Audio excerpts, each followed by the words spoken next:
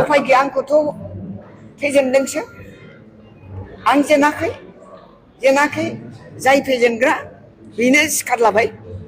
फैगौ आसाम विधानसभा एमएलए इलेक्शनाथ' जानो थांगासिनो बारा दिन गैला। दा बेवहाय क'क्राझार इस्ट कन्स्टिट्युएन्सिनिफ्राय रायजो राजाफ्रा माबायदि बिजाथि आरो सोरखौ बांसिन मोननो हास्थायदों, टिकेट मोनजानो लुगैदों। गोबाङा गोबां गाव मोजां मोननाय केन्डिडेटखौ बयबो मोनजानो लुगैयो, नङा होमबा?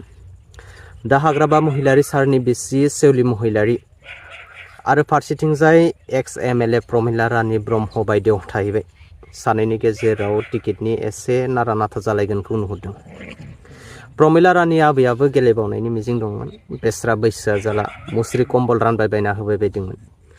फारसेथिंजाय रायजो राजाफ्रा सेवलि महिलारि मेमखौ बांसिन हास्थायदों। रायजानो राजा, नङा होमबा? दिनै मिडियायाव फैनानै एसे सारेन्डार जाफैनाय बायदि खोथा बुंफैनायखौ नुदों आरोना।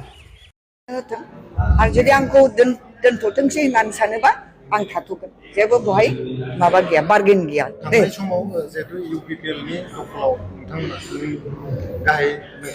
हगारनो गोनां जादों। इउपिपिएलआ दखल खालामनो उफाय गैया आंखौथ' फेजेनदोंसो आं जेनाखै जाय फेजेनग्रा बेनो सिखारलाबाय। बायद' मये हरुवायसो होननानै आं जेना, जेब्लाबो जेना, खारन आं पाब्लिकजोंनो थायो। सुखु दुखु जेब्लायबो आंखौ मोनो, बे हिसाबै पाब्लिकआ लुबैखायो। दा थेवबाबो लुबैखायो होननानै आं एमएलए गेलेबाय थानांगौ बे जुक्ति आंनाव गैया।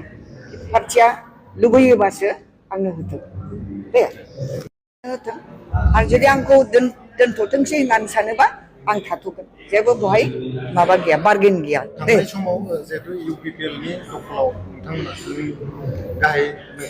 हगारनो गोनां जादों।